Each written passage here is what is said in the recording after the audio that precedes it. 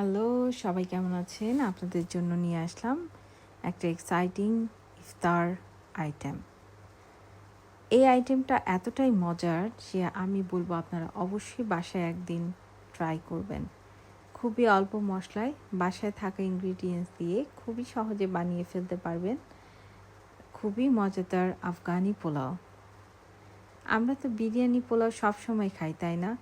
কিন্তু আমার মাঝে মধ্যেই ইচ্ছে করে বিভিন্ন দেশের পোলাও টেস্ট করি, অ্যান্ড সেজন্য আমি বাসায় রান্না করে নিই।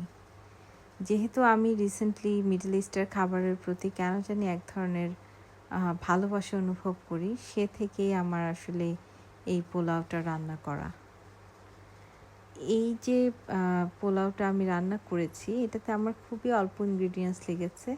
মেন ইনগ্রিডিয়েন্টসটা হচ্ছে পেঁয়াজটাকে খুব ভালো করে ভেজে নিতে হয়। পেঁয়াজটাকে ভালোভাবে ক্যারামেলাইজড করে এর মধ্যে আপনি মাংসটা দিয়ে দিবেন। আমি ইউজ করেছি ল্যাম্ব শ্যাঙ্ক, কারণ আমাদের এখানে খুব ভালো ল্যাম্ব শ্যাঙ্ক পাওয়া যায়। আর ল্যাম্ব শ্যাঙ্কগুলো সেলে ছিল, সেজন্য আমি বেশ কিছু ল্যাম্ব শ্যাঙ্ক কিনে এনেছিলাম। ল্যাম্ব শ্যাঙ্কটা কিনে এনে আমি ক্যারামেলাইজড অনিয়নের মধ্যে ল্যাম্ব শ্যাঙ্ক দিয়ে তার মধ্যে জিরার গুঁড়া, আফগানি পোলাওতে অ্যাকচুয়ালি জিরার গুঁড়া ছাড়া তেমন একটা মশলা যায় না। আমি একটা শুকনো লেবু দিয়েছি, যেটা মিডল ইস্টের অনেক খাবারে ইউজ করে থাকে। সো আমি আমার কাছে এটা ফ্লেভারটা আসলে মনে হয় যে একটু ডিফারেন্ট একটা ফ্লেভার আছে, সেজন্য ইউজ করেছি। যাই হোক, মাংসগুলো সিমারে দিয়ে আমি পাশে ক্যারেটটাকে, যেটা জুলিয়ান কাট ক্যারেট ছিল, সেটাকে আমি শ্রেডেড করে নিয়ে সেটাকে আমি ঘিতে আফগানি রেজিন দিয়ে কিছুটা ভেজে নিয়েছি। আফগানি রেজিন আসলে তেমন স্পেশাল কিছু না, এটা নর্মাল কিশমিশ, কালোটা যেটা লাল আঙ্গুর দিয়ে বানানো হয় ওইটাই, একটু ডার্ক কালারের হয়ে থাকে, অ্যান্ড টেস্টটা কিছুটা ডিফারেন্ট সাদা কিশমিশের চেয়ে। তো আফগানি রেজিনটা আসলে আমার মনে হয় কালারটা অনেক সুন্দর লাগে রাইসের উপর, অ্যান্ড টেস্ট আমার কাছে খুব একটা ডিফারেন্ট মনে হয় না, অলমোস্ট সিমিলার, বাট রাইসের সাথে ফ্লেভারটা ভালোই লাগে।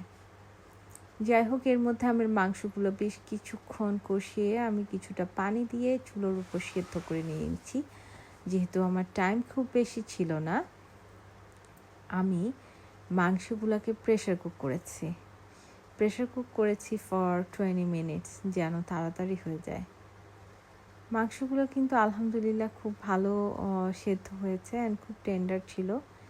মিটগুলো হয়ে যাওয়ার পর আমি চালটা দিয়ে দিয়েছি রান্না করতে। যা চাল দিয়েছি তার ডাবল পরিমাণ পানি, আপনাদের যে ব্রথটা থাকবে মানে ঝোলটা থাকবে, সেটাকে আপনারা, আমি বলবো, কাপ দিয়ে মেপে নেবেন, তাহলে আপনার চালের কনসিস্টেন্সিটা একদম পারফেক্ট হয়। আমি সব সময় পানি মেপে দেই, আমার কাছে এটা খুব কনভিনিয়েন্ট লাগে, কোনো রিস্ক থাকে না যে আপনার পোলাওটা পারফেক্ট হবে না। আর আমি অ্যাকচুয়ালি এখানে একটু টুইক করেছি ফর স্পাইসেস। আমি 4টা লবঙ্গ আর 2টা তেজপাতা দিয়েছি। ভাতের পানিটা যখন টেনে এসেছে, তার উপর আমার সিদ্ধ করে রাখা মাংসগুলোকে আমি সুন্দর করে বিছিয়ে দিয়েছি।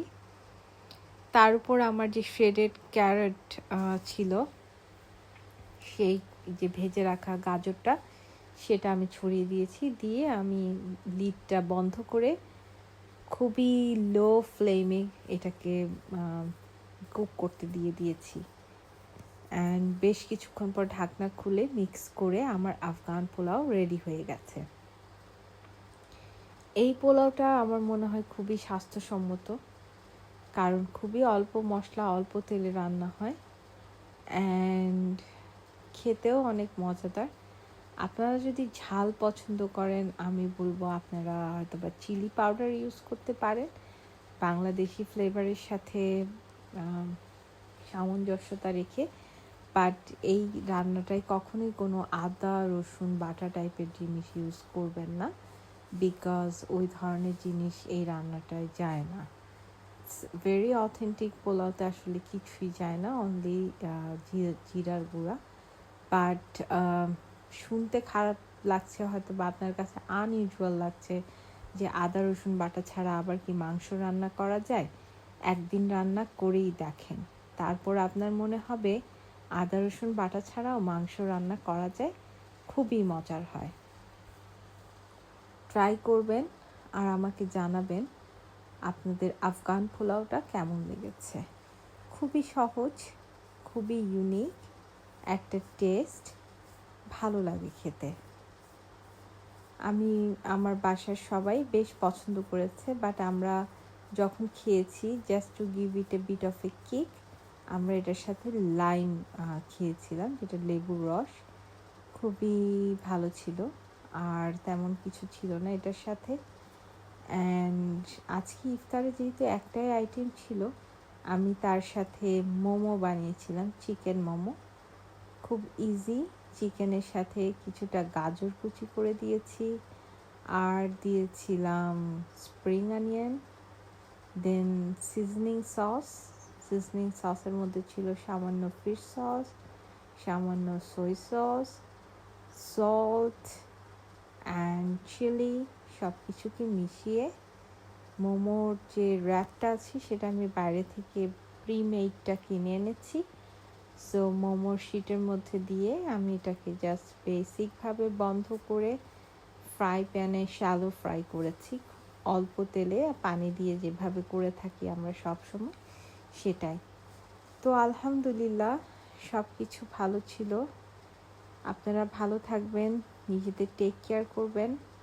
আল্লাহ আমাদের সবাইকে ভালো রাখুক, সুস্থ রাখুক, এই কামনায় বিদায় নিচ্ছি। ভালো থাকবেন। Thank you. Follow us.